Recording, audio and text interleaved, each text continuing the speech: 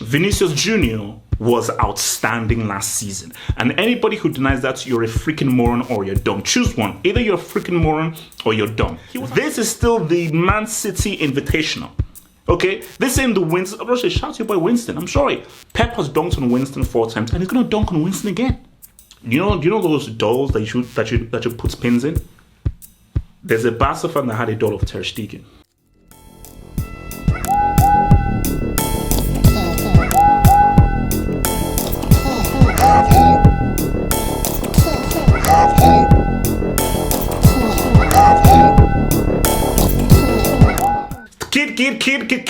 Kid, guys, football news, my ears, that this will hopefully be like a daily thing or every day just to keep you up to date with the news happening around the world of football, baby. This is what it is, my ears. You know, don't tell me, little Niger, Atirini. So, guys, let's first go with the first news of the day. Remember, guys, shout out to all the members out there. Shout out to my Patreon people. Remember, support your boy and Patreon. That's the real one because you doesn't take that huge check from your boy and Patreon. Support your boy and Patreon. Shout out to all my Patreon dudes out there. Jonas Philbert, what up, baby? First news of the freaking day, man. Vini has been announced as the Ballon d'Or winner. Now, this is what bothers me here. This should be like the Oscars. Yes, I know the Oscars are bricks. It's messed up, and Hollywood is an industry where you have to pretty much get bent over to receive awards. It is what it is. I'm not going to expand upon that. Just connect the freaking dots. But the thing, though, is, shouldn't we know this when it's revealed?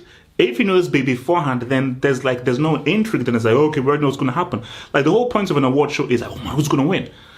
Suffice to say, I think because the voting is so early, people already know. Now, look, people may have issues, and even someone responded to me by saying that, oh no, half up, you should do a video saying how this is the worst Ballon d'Or ever. And it's horrible, it's a disgraceful Ballon d'Or, and talk about how it has fallen so much from what Messi used to do. This is the reality here for people, in case you're listening. For the domestic season, Vini was the best player in terms of what he did in La Liga and how he came clutch in critical areas of the UCL. All the front runners bricked it at the summer tournaments. Now, if it was down to me, because I'm a two-flex merchant, and because I appreciate what you do in club and international, if it was down to me, I'd give it to Lautaro Martinez. Lautaro is having a brick season this season, I get that. But based on what he did for Inter domestically, and how huge he was for Argentina in Copa America, based on the two-flex argument that I feel is strong, I'd give it to him. But if you're going to give it to Vini, that's cool. Giving it to Rodri, you're having a laugh. See, that you're just being stupid. But if you give it to Vini, that's cool. And guys, let's keep it a stack. It ain't like they gave it to Erling Haaland, or giving it to Conor Gallagher, or giving it to freaking Neong.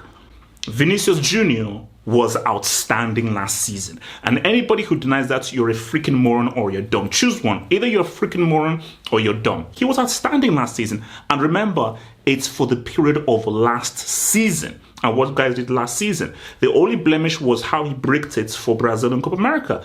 But for most of last season, he was money. So I'm not going to deny and ignore how key he was coming from injury to secure the La Liga for Real Madrid. And do you know what he did against Bayern Munich? And even what he did in the freaking UCL final as well? What are we saying here?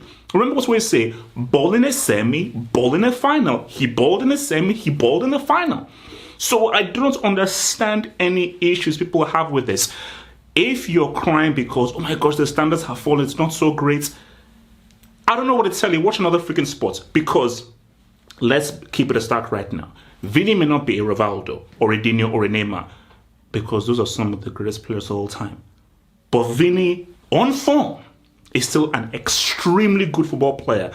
And on form, he is a match winner and a big game player. So in terms of a guy who cometh at the hour, say what's up in a big game, when he has that Real Madrid jersey, he says what's up. The only blemish is for Brazil, because once Vini figures out Brazil and starts being a big game player for Brazil, then we're having a very scary conversation about Vinicius Jr and Neymar Jr. Yes, I went there. But Vini Jr. 100% deserves the Ballon d'Or winner, and I think it will be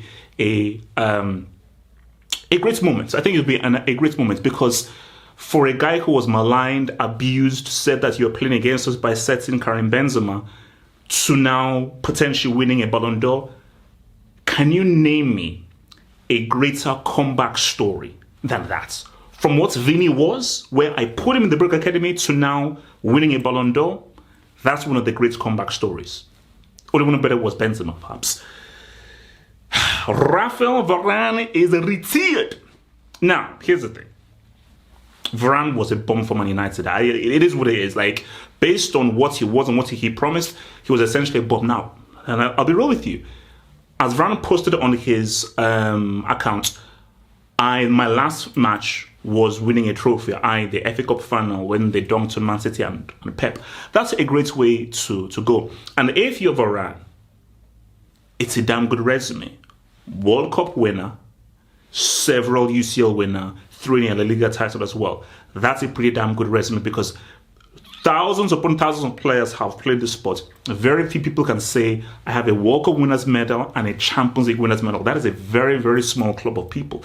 And during Real Madrid's run, Varane, Ramos, they were those dudes. Now, let's keep it a stack. Ramos was the big bro to Varane's little bro. That's just a fact. But Varane was that dude. Now, when Varane was fit, before all of his injuries, he was that freaking dude. But I think injuries got the better of him. And once those injuries really began to affect him, he was never that dude again. He became Brick Ran. He became Brick Ran. And I understand, bro, from Real Madrid to what? Cosmos? What the hell that club? Shouts to your boy Como, Fabregas. But it is what it is. That's a drop-off. From Real Madrid to Comoscos.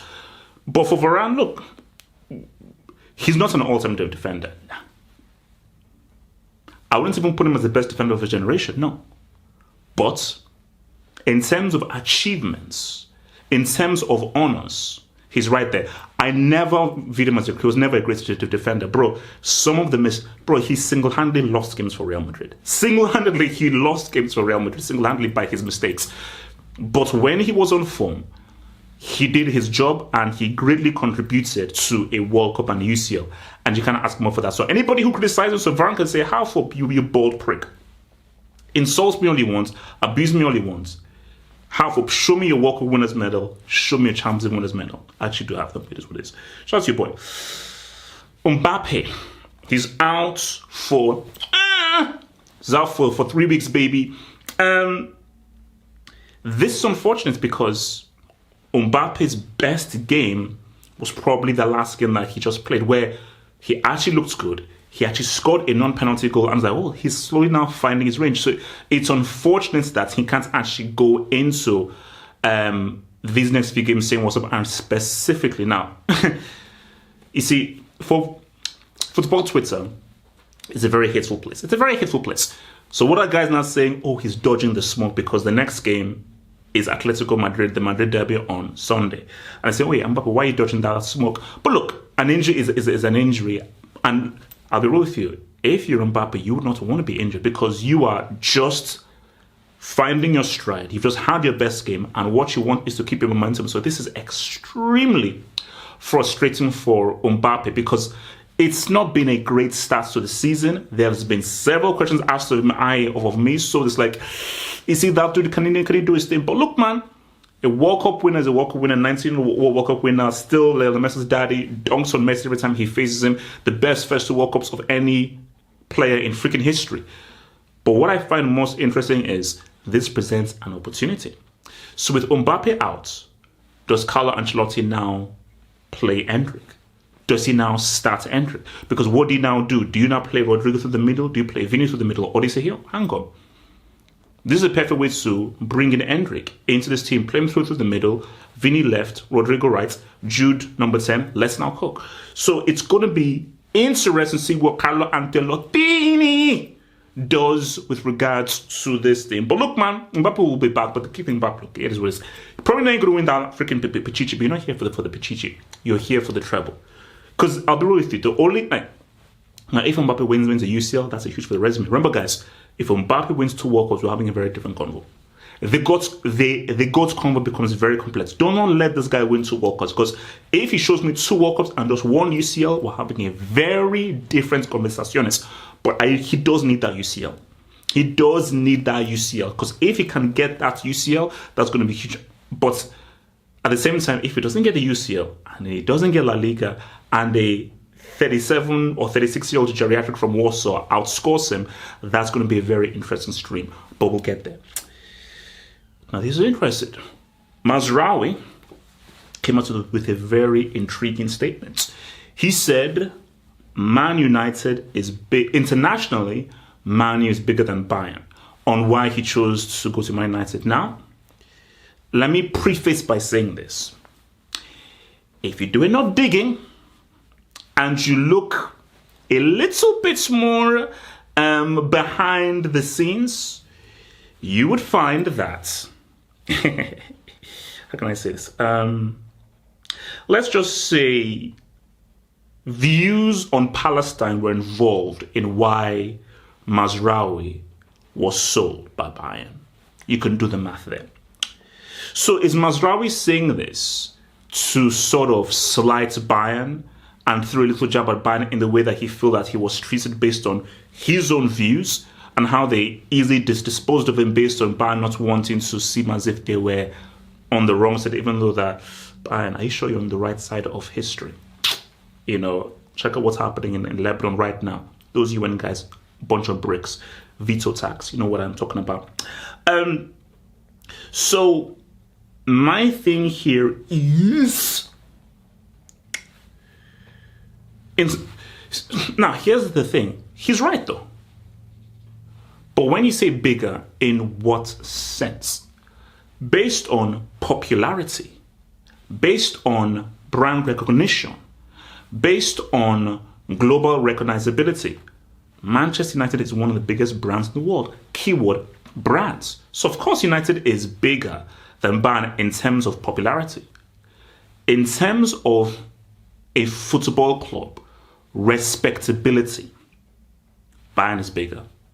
So you have to just tell me, like, because remember, are we having a brand discussion or are we having a football discussion?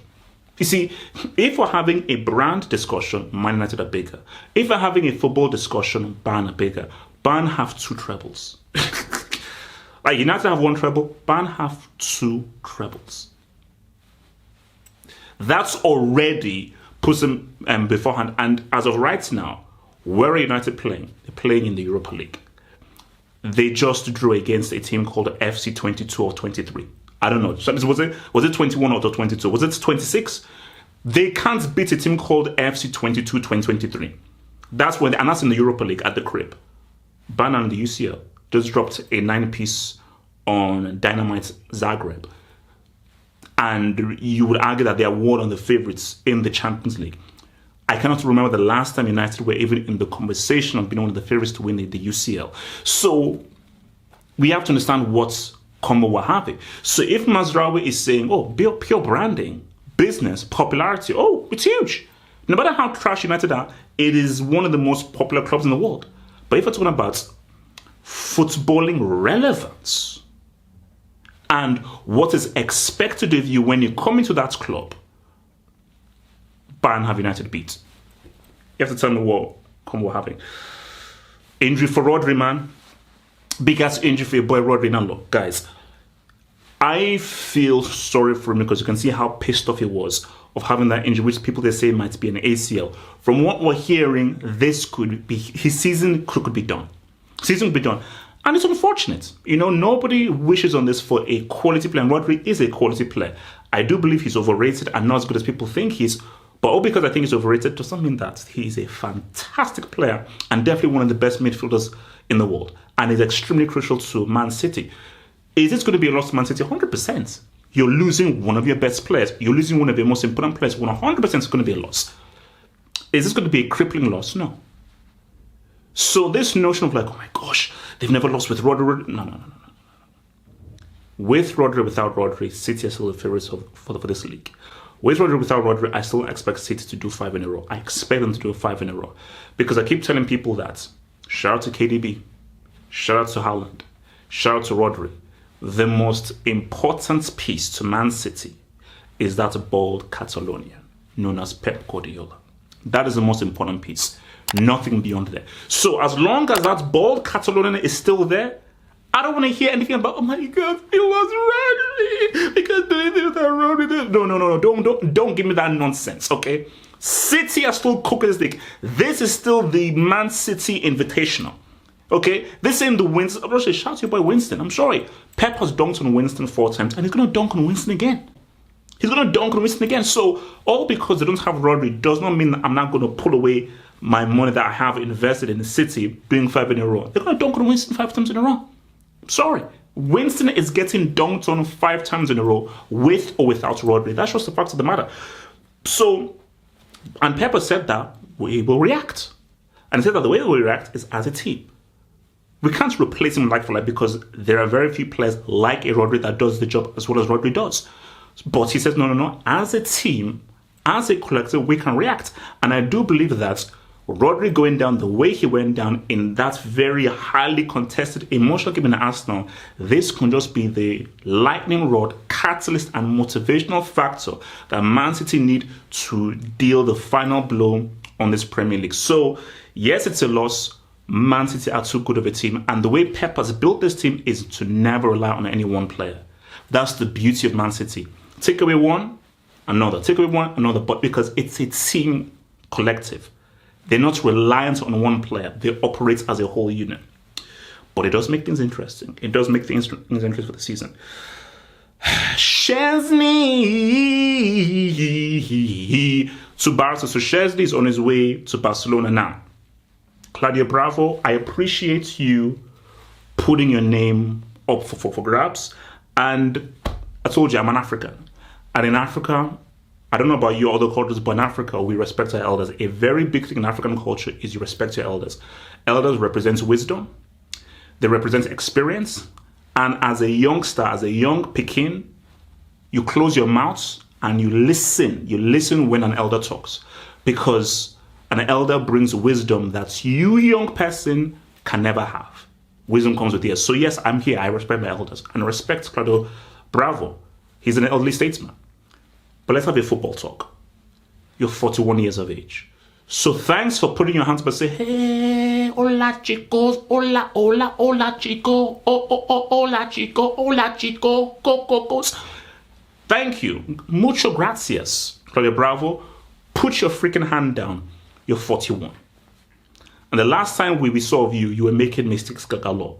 And Barcelona, who are one of the best teams right now, playing some of the best football, don't need your 41-year-old geriatric piss bag self messing things up. Because, bro, and that, guys, and this may sound messed up.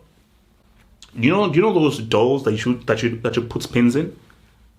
There's a Barca fan that had a doll of Ter Stegen. And if you find that doll of Ter Stegen, there are about 9 pins inside that doll. You think that Ter Stegen got injured because, oh my gosh, what a freak of nature? Really? Guys, you see, people don't know. Juju is real. So when I talk about Juju, it's not like Juju is real. There is a Barca fan that successfully put a hex on Juju on Ter Stegen to ensure he was injured so they get a better keeper.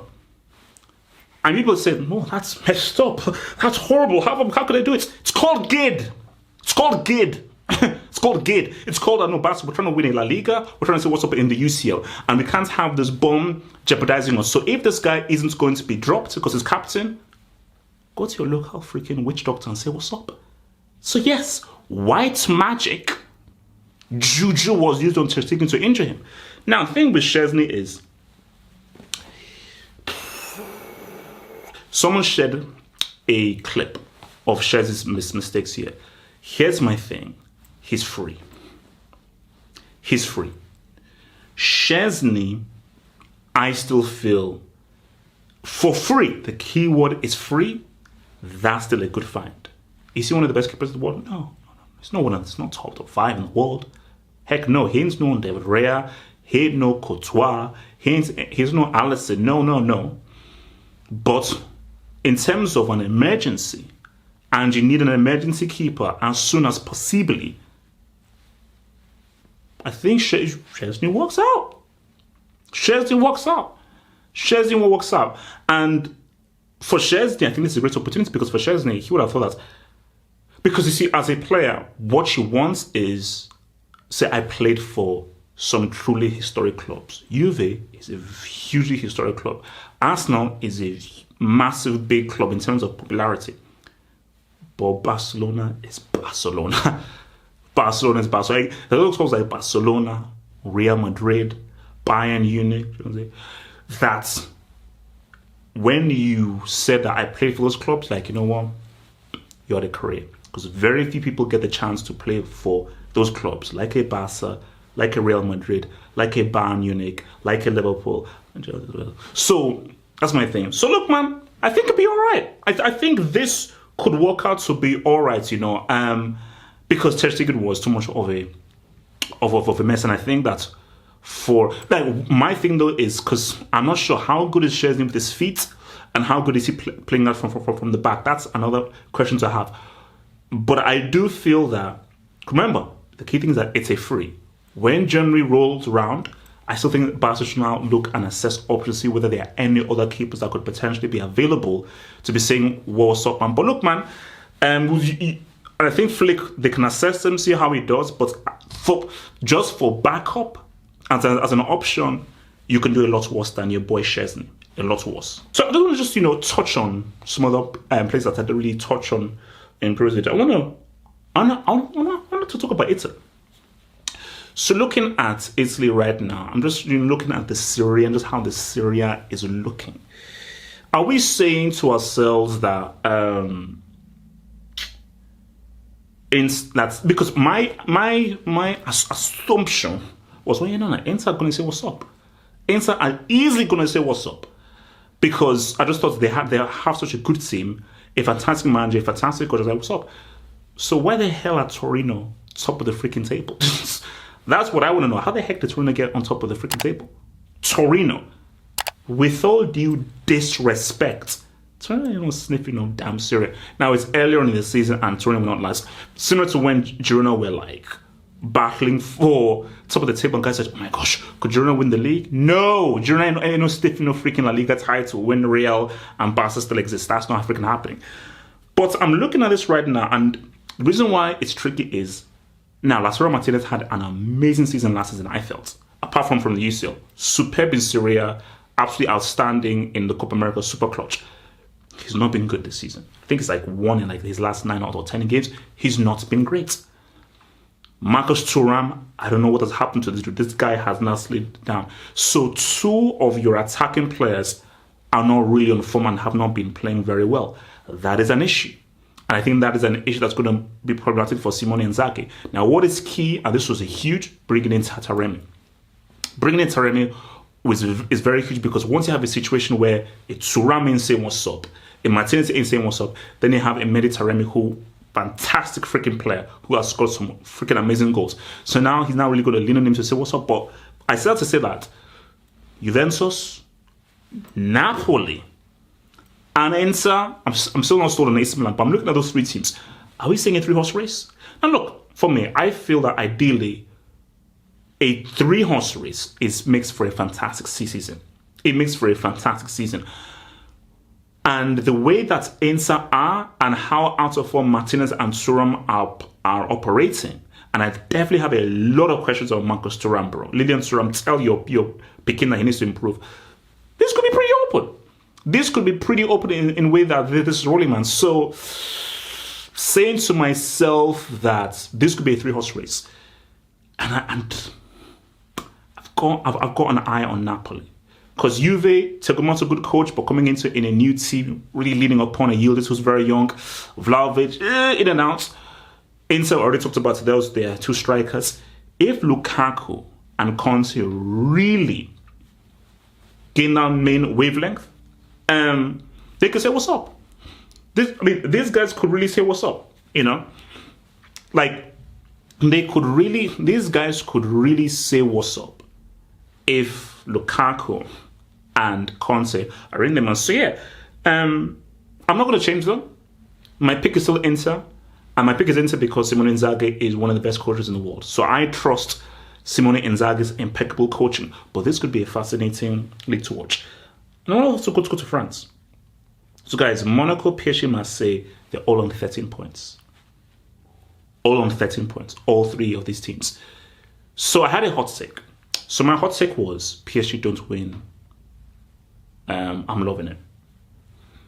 That no Mbappe tax, they don't win. I'm loving it. Now I have been surprised and shocked by how well they've been playing. Even that freaking psychopath known as Ousmane Dembele. I'm like, whoa. Okay, what? It's like, what do we have here? Like, are these guys cooking? Like, what are these guys cooking? And Monaco, yes, you had an extra man. They were impressive against Barca, despite them having the extra man. So similar to Serie A, could this be a three-horse race? Because I still feel that PSG losing the amount of goals and production that Mbappe gave them is still going to affect them in the long run. How do I say this? Prison FC, the French version, they're cooking. And I want to keep this strictly football. This is a football channel. This is not a political channel. This one's half of political hot or half of moral hot. It's half of football hot. And as the spokesman for half of football hot, Greenwood is cooking. Greenwood is playing well. Greenwood is, as you say, he balling. He balling, bro. He's balling. So I'm sorry. Yeah, like I'm here for about the football. He's balling out. So if Greenwood maintains this kind of form, it makes it interesting. And you know what is making it even sweeter? If you know your football, PSG and Marseille is a massive rivalry. And I think what has made it not as sweet is because Marseille were not so good, PSG were right at the top. And we all know that Marseille, what they always have over PSG is we're still the only French club who have won a UCL. Shout out to your boy, Abedi Pele. And I think Yeboah was in that team. And I also believe Desailly was on it. Remember, so Desailly, yes, I think Desailly was on that team because he won the UCL for Marseille and won it for AC Milan, I think, back to back, I believe. And it's a massive rivalry. So if PSG and Marseille maintain their form and they now meet each other, bro, I know talk about Marseille, about Barca and Real Madrid. Bro, you didn't see what those guys did to Grosso. They almost lubricated. Grosso looked like a dude from Greenham. He looked like a damn white walker, bro. Listen, he looked like if he just came from the wall and just got lubricated by some white walkers. That's how crazy Marseille fans are. So if Marseille maintain this form as not with PSG, those PSG Marseille games could be freaking crazy. Specifically when Marseille hosts PSG. So the French league is just one to watch out for. So I think domestically we could have some interesting things happening both in Serie A and in I'm Loving It. Support the kid on Patreon and gain access to extra content crack like Tweets of the Week, special football insights, and Legends Football Battles 2.0. Let's ride.